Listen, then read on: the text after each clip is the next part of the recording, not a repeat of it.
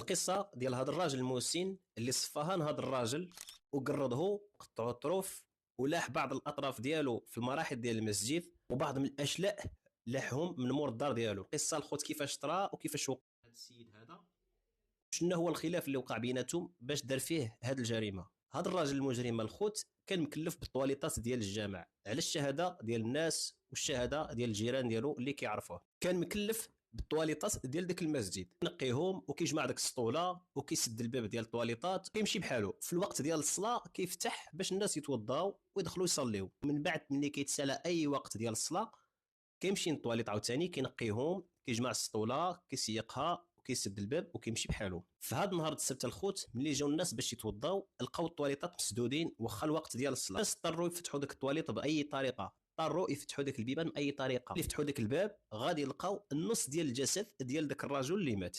الراس ديالو ما كاينش والرجلين ما كاينش، غير نص في الجسم ديالو، والارض ديال الطواليط كلها دمايت بحال كان شي اسد مفترس تما.